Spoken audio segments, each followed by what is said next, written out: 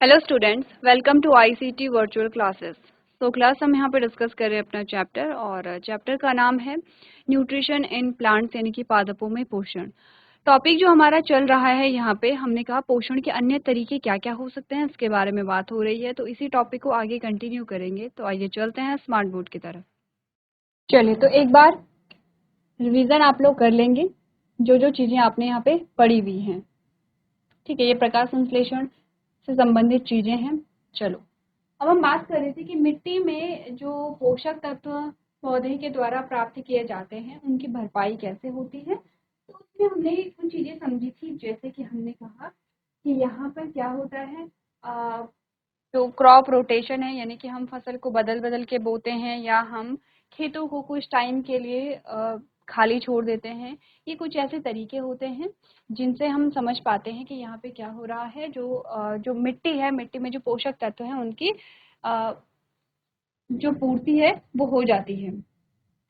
ठीक है, other modes of nutrition पे आते हैं। अदर मोड्स ऑफ न्यूट्रिशन में सिम्बायोटिक रिलेशनशिप की बात यहाँ पे चल रही है। प्रीवियस लेक्चर में आपको सिम्बायोटिक रिलेशनशिप का एक आइडिया दिया गया था। ठीक है, इसके अलावा एक और टॉपिक हमने पढ़ा था, अगर आपको ध्यान होगा तो हमने एक और टॉपिक पढ़ा था जिसमें हमने बात की थी कि पौधों में कार्बोहाइड्रेट का फॉर्मेशन हो रहा है, क्योंकि ग्लूकोज क्या है, एक कार्बोहाइड्रेट है। ठीक है, हम जानते हैं, हमने पढ़ा भी है कि ग्लूकोज एक कार्बोहाइड्रेट है।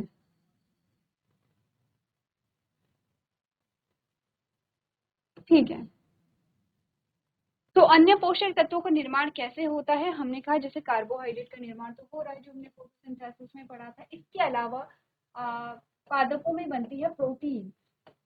अब ये प्रोटीन कैसे बनती है, ये हमने प्रीवियस लेक्चर में एक आइडिया लिया था कि ये जो प्रोटीन है, इसको बनाने के लिए क्या चाहिए होती है, नाइट्रोजन की आवश्यकता होती है, जो NO2 और NO3 की फॉर्म में होती है, और ये नाइट्रोजन कन्वर्ट होती है। तो सिंपली हमने कहा था कि जो एटमॉस्फेरिक नाइट्रोजन है, जो वातावरण में नाइट्रोजन है, उससे प्रोटीन का फॉर्मेशन होता है। ये वो प्रोटीन में क्या करते हैं, इंपॉर्टेंट रोल प्ले करती है। अब ये नाइट्रोजन जो है वो डायरेक्टली यूज नहीं हो पाती है, पहले नाइट्रोजन को NO2 एंड NO3 की फॉर्म में कन्वर्ट होना होता है, और तब जाकर के पेड़ पौधे इस नाइट्रोजन को यूज कर पाते हैं। तो आपने कहा कि इस एटमॉस्फेरिक नाइट्रोजन या वातावरणीय नाइट्रोजन को NO2 और NO3 की फॉर्म में कन्वर्ट करने के लिए कुछ माइक्रो ऑर्गेनिज्म यहाँ पे हेल्प करते हैं, रोल प्ले करते हैं। उन्हीं के बारे में थोड़ा सा बात करते हैं। अच्छा, नाइट्रोजन का NO2 और NO3 में परिवर्तित होना, या आपने कहा कि नाइट्रोजन गैस का जो परिवर्तित होना, दूसरे रूप में परिवर्तित होना, जिसको कि पेड़ पौधे आराम से एब्जॉर्ब कर पाते हैं, इसको हम क्या कहते हैं, यहाँ पे नाइट्रोजन फिक्सेशन या नाइट्रोजन स्थिरीकरण कहते हैं। नाइट्रोजन साइकिल आएगी, अभी आपके पास नहीं है नाइट्रोजन साइकिल, आगे चल करके आपके पास आएगी, तब आप नाइट्रोजन साइकिल को समझेंगे। अभी जस्ट एक आइडिया ले लेते हैं और रीड कर लेते हैं। तो राइजोबियम एक नाम आपको दिया गया है। राइजोबियम एक बैक्टीरिया का नाम है। बैक्टीरिया जानते हो क्या होता है, जीवाणु या जो कीटाणु जैसे आप बोलते हैं, जो जर्म्स होते हैं जो आप बोलते हैं। जैसे कि आपको बताया जाता है, जब ऐड आप देखते हैं और आपको बताया जाता है कि आपको हैंड वॉश करना चाहिए, किसी भी सोप का ऐड है और आपको बताया जाता है कि आप इस सोप से हाथ धो लेंगे, तो आपके हाथ के जो जर्म्स हैं, जो जीवाणु हैं या जो कीटाणु हैं, वो समाप्त हो जाएंगे। तो आपने कहा तो बैक्टीरिया वही जीवाणु होते हैं जो हमें बीमार करते हैं। हमने कहा हाँ, जीवाणु ऐसे होते हैं जो हमें बीमार करते हैं, लेकिन सारे जीवाणु हमें बीमार नहीं करते हैं। कुछ जीवाणु हमें बीमार करते हैं, लेकिन कुछ जीवाणु या कुछ बैक्टीरिया हमारी हेल्प भी करते हैं। जैसे जैसे दूध से दही का जो बनना है, वो एक बैक्टीरिया की वजह से होता है, और बैक्टीरिया ही क्या बनाता है, दही को बनाता है। अगर बैक्टीरिया नहीं है तो दही नहीं बनेगी। तो आपने कहा कि कुछ अच्छे बैक्टीरिया होते हैं, कुछ बुरे बैक्टीरिया होते हैं। जैसे कि आपने कहा कि कुछ लोग अच्छे होते हैं, कुछ लोग बुरे होते हैं, वैसे ही बैक्टीरिया भी ऐसे होते हैं कि कुछ बैक्टीरिया हमें बीमार करते हैं, लेकिन कुछ बैक्टीरिया हमारी हेल्प करते हैं। उन्हीं में से एक बैक्टीरिया राइजोबियम भी आता है, और ये राइजोबियम जो बैक्टीरिया है, ये हमारी हेल्प करेगा, हमारी यानी कि प्लांट्स की करेगा। अब जब ये प्लांट्स की हेल्प करेगा, तो कहीं ना कहीं हमारी भी हेल्प होगी, क्योंकि हमें खाना जो है वो प्लांट से ही मिलेगा। तो बैक्टीरिया एक जीवाणु है। जीवाणु बहुत छोटी छोटी संरचनाएं होती हैं, माइक्रोस्कोपिक होती हैं, यानी कि हम इसे अपनी आंखों से नहीं देख पाते हैं। इनको देखने के लिए सूक्ष्मदर्शी का प्रयोग करना पड़ता है। सूक्ष्मदर्शी के द्वारा आप क्या करते हैं, इनको देख पाते हैं। ठीक है, क्लियर है। अब देखो थोड़ा सा राइजोबियम के बारे में पढ़ते हैं। राइजोबियम के बारे में आपको क्या बता रखा है। Rhizobium is a type of bacteria that convert atmospheric nitrogen into a soluble form that can be utilized by plants. Nitrogen fixation इसको कहते हैं। It is usually reside in the roots of a leguminous plant like peas, gram, and moong, etc., and is instrumental in providing these plants with a rich source of nitrogen. ठीक है, next है nitrogen is an important nutrient required for soil and for plants.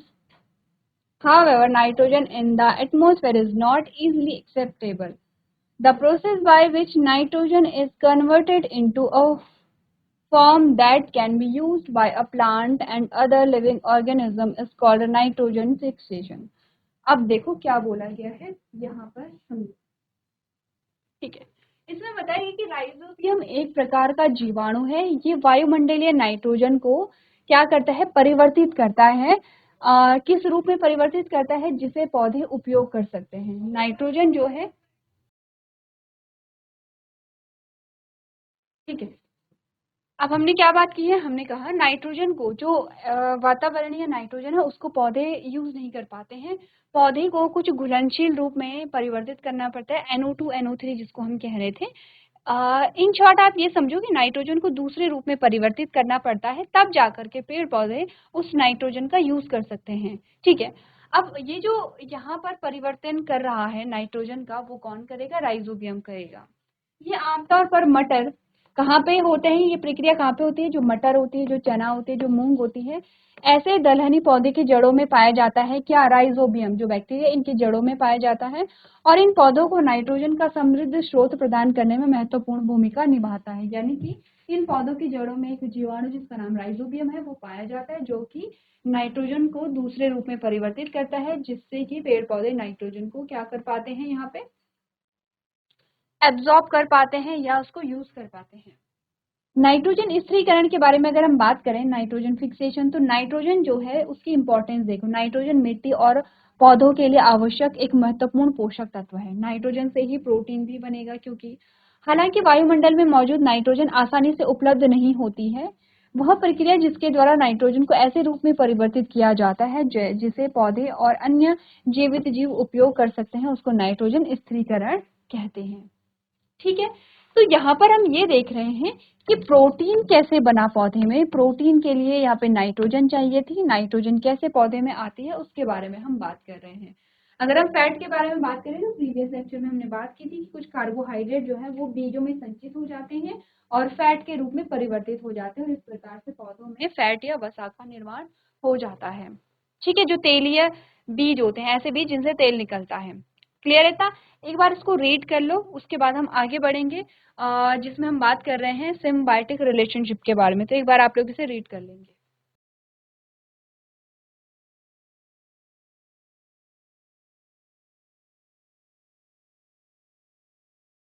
चलो, अब आते हैं symbiotic relationship पे, जिसमें हमने प्रीवियस लेक्चर में बात की थी। हमने कहा modes, other modes of nutrition. Other का मतलब है कि आपने ऑटोट्रॉफिक मोड तो पढ़ा है, ऑटोट्रॉफिक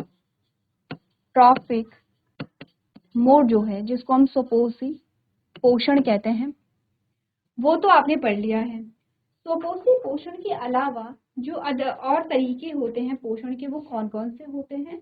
तो आप जानते हैं कि दूसरा तरीका हेटेरोट्रॉफिक मोड है।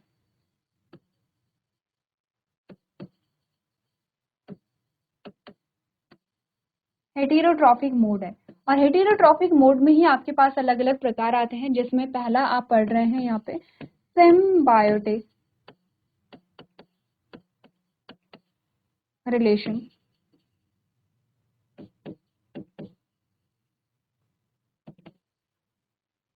ठीक है, सिम्बायोटिक रिलेशनशिप।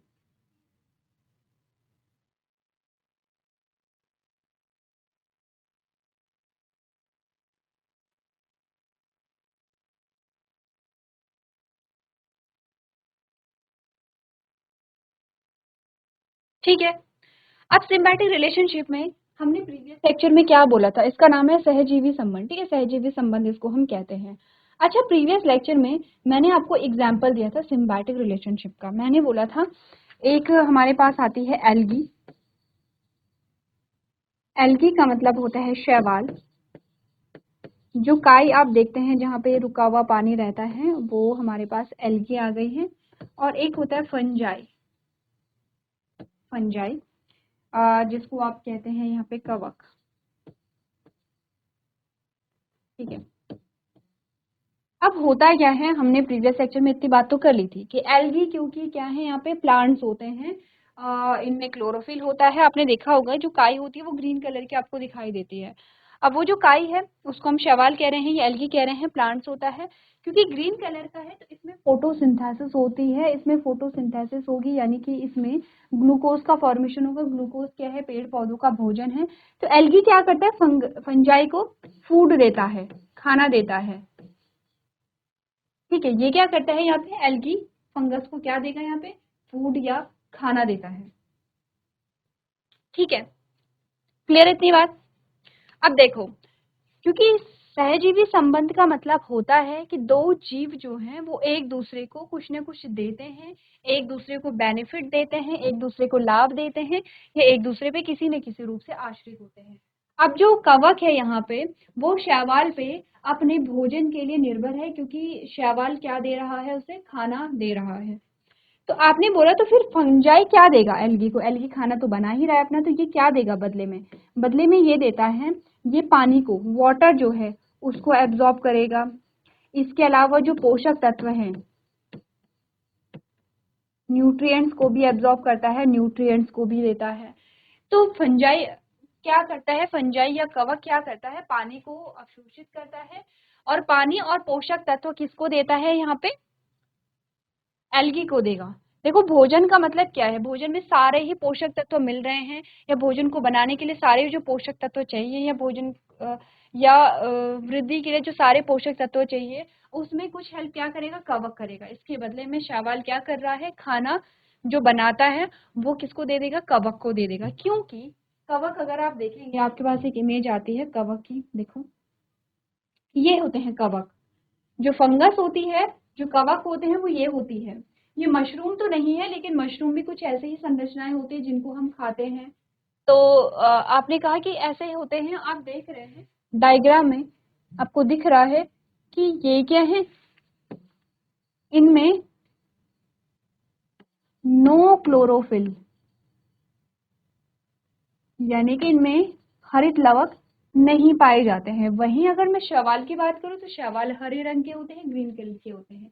इनमें क्लोरोफिल नहीं है, तो इनमें कौन सा पोषण का कौन सा प्रकार पाया जाएगा, क्या होंगे ये हेटेरोट्रॉफिक होंगे, यानी कि ये परपोषी होते हैं,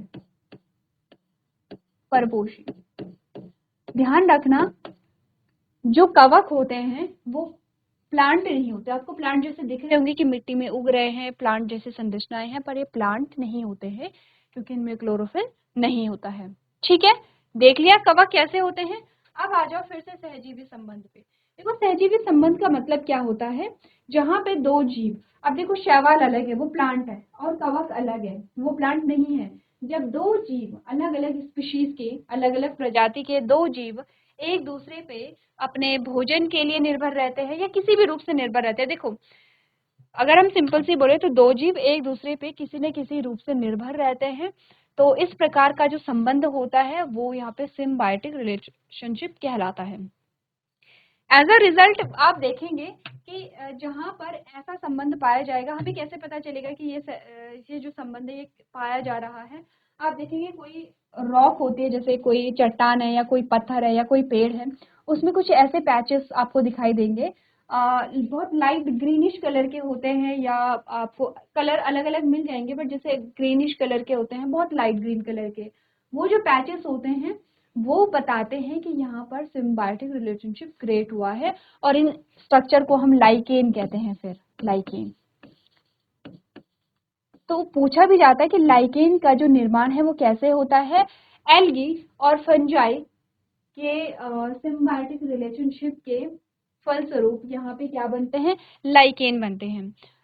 नेक्स्ट लेक्चर में मैं कोशिश करूंगी कि इमेज आपके पास इमेज लेके आएंगे, आप देख पाएंगे लाइकेन कैसे होते हैं, आपको याद आ जाएगा क्योंकि आप सभी ने लाइकेन देखे हैं, सबने देखे हुए हैं लाइकेन, बस आपको ये नहीं पता था कि इसका नाम लाइकेन है। तो एक बार आप पिक्चर देखेंगे, इमेज देखेंगे तो आपको समझ में आ जाएगा। या देखो आपके घर में सबके पास फोन है, आपके पेरेंट्स के पास, सबके पास फोन है, आपके पास तो नहीं होंगे। अब आप घर जाएंगे अपने पेरेंट्स को बोलेंगे कि हमें लाइकेन सर्च करके लाइकेन की इमेज दिखा दीजिए। आप जब सर्च करेंगे लाइकेन और जब आप इमेजेस देखेंगे तब आपको समझ में आ जाएगा, क्लियर हो जाएगा कि लाइकेन क्या होते हैं। ठीक है।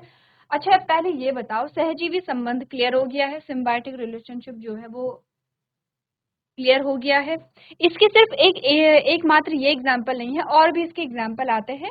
आप ये वाला एग्जाम्पल याद रखेंगे क्योंकि एक एग्जाम्पल आपसे पूछने के लिए आएगा, आप ये वाला एग्जाम्पल याद रखेंगे। चलो अब रीड करते हैं।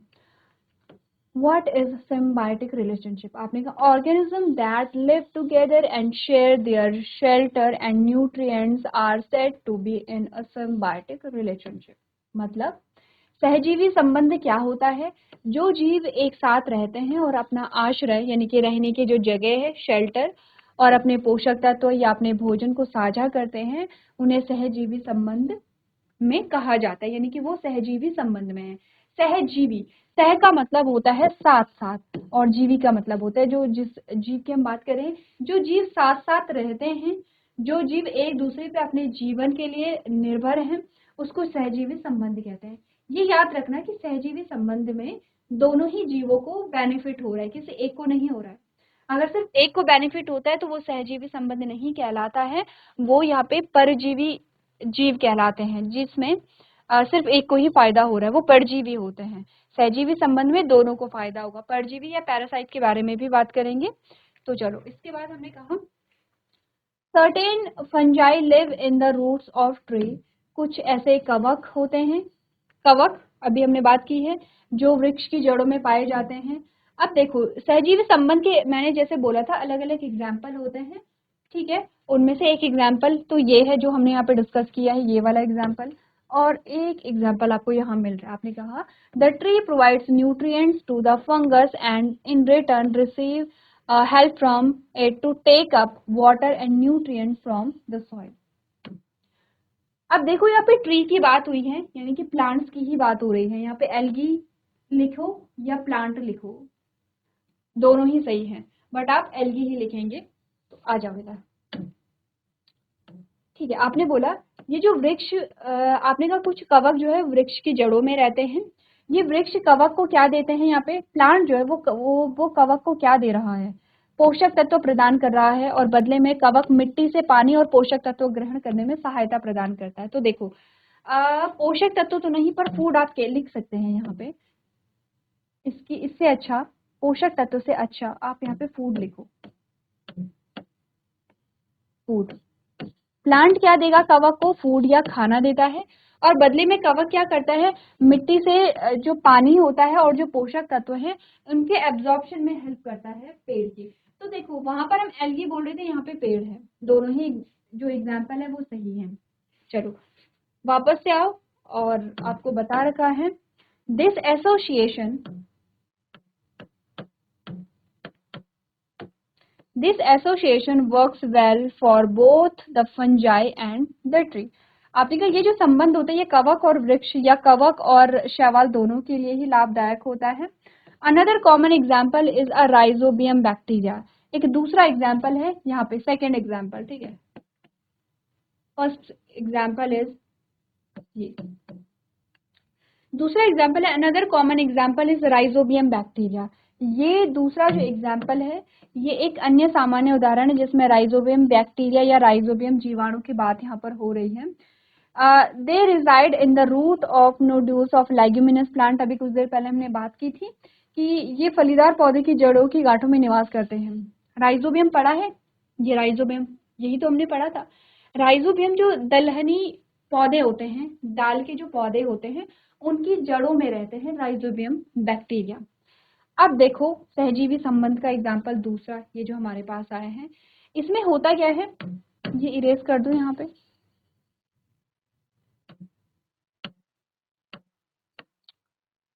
The bacteria provide a plant with nitrogen that they fix and in return they get a shelter and food from the plant। देखो ध्यान से देखो, ये जो राइजोबियम है ये पौधे को नाइट्रोजन प्रदान करता है जिसे वो स्थिर करते हैं, फिक्स्ड नाइट्रोजन इसे देता है और बदले में पौधे से उसे क्या मिलता है, आश्रय यानी कि रहने की जगह मिलती है और इसमें और क्या मिलता है, भोजन मिलता है। तो जो हम नाइट्रोजन फिक्सेशन या हम कह रहे थे यहाँ पे नाइट्रोजन स्थिरीकरण, वो भी आपका सहजीवी संबंध का उदाहरण है। ठीक है, तो ये होता है सहजीवी संबंध, जिसमें देखो एल्गी तो आपने कहा ऑटोट्रॉफ है, ठीक है, लेकिन यहाँ पे जो फंगस है वो ऑटोट्रॉफ नहीं है, वो क्या है, हेटेरोट्रॉफ है। अब यहाँ पर एल्गी जो है वो पूर्ण रूप से ऐसा नहीं है कि खुद पे ही निर्भर है, वो पानी के लिए या पोषक तत्व के लिए किस पे निर्भर है, यहाँ पे फंगस पे निर्भर होती है। तो चलो नोट करो, आपने डिस्कस कर लिया है यहाँ पे स्वपोषी पोषण, अब आप डिस्कस कर रहे हैं परपोषी पोषण, और परपोषी पोषण में सबसे पहला जो पोषण आप डिस्कस कर रहे हैं दैट इज सहजीवी संबंध या सिम्बायोटिक रिलेशनशिप। चलो एक बार नोट कर लीजिए आप लोग।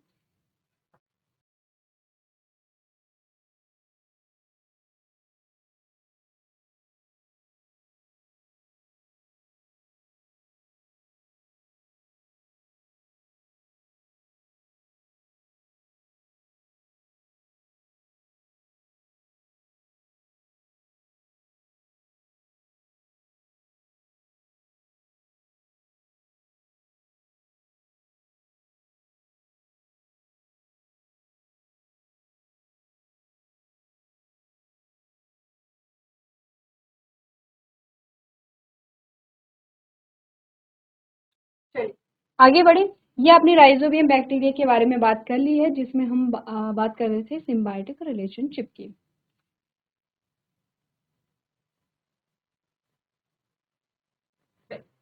अब आता है यहाँ पे सैप्रोफिटिक न्यूट्रिशन, ये दूसरा प्रकार है परपोषी पोषण का।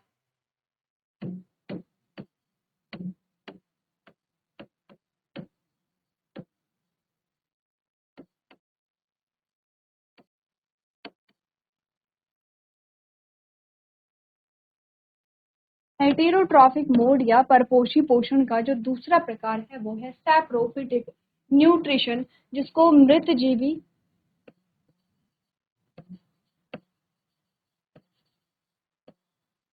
पोषण कहते हैं। पहले एग्जाम्पल देख लो इसका, बताओ क्या एग्जाम्पल है इसका। इमेज देखो और इमेज देख करके बताओ कि मृत जीवी या मृतोपजीवी पोषण का क्या एग्जाम्पल है।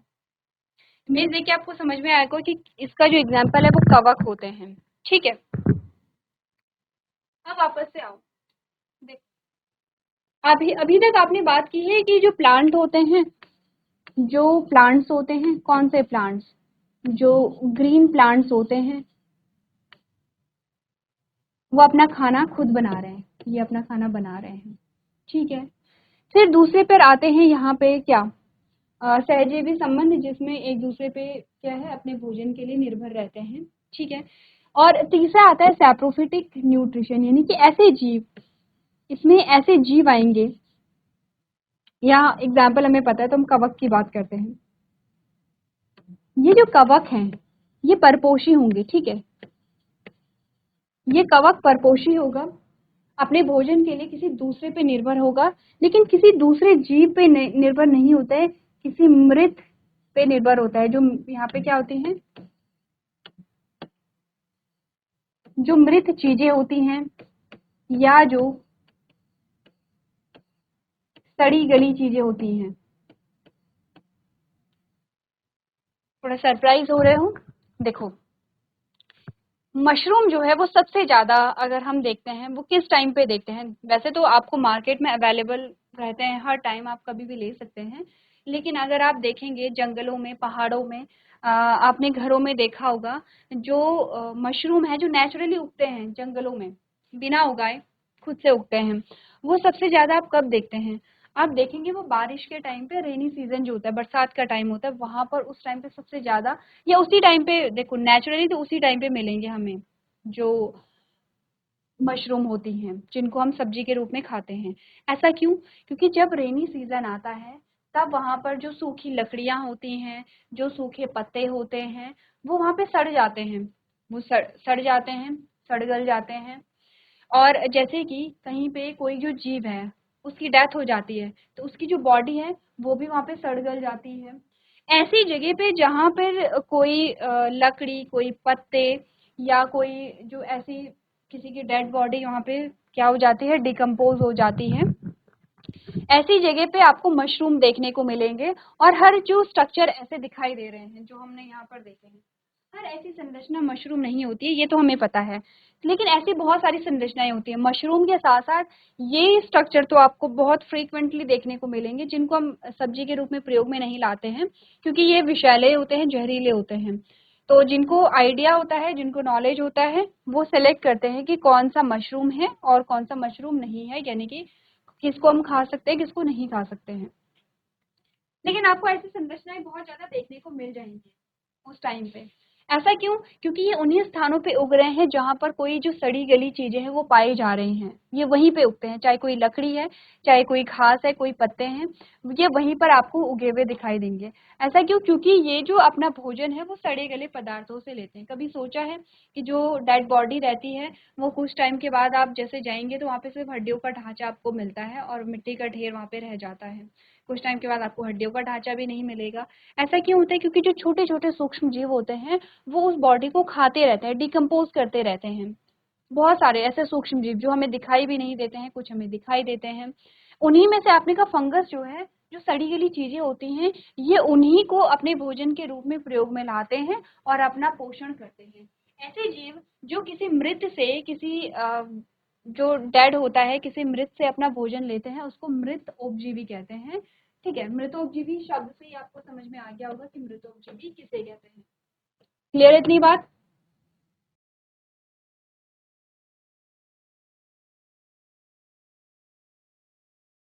सो क्लास हमने बात की है यहाँ पे परपोषी पोषण के प्रकार के बारे में, जिसमें हमने यहाँ पे मृतोपजीवी की बात की है, सिम्बायोटिक रिलेशनशिप या सहजीवी संबंध के बारे में बात की है। परजीवी पोषण के और भी या परपोषी पोषण के और भी प्रकार होते हैं, जिनको हम नेक्स्ट लेक्चर में यहाँ पे डिस्कस करेंगे।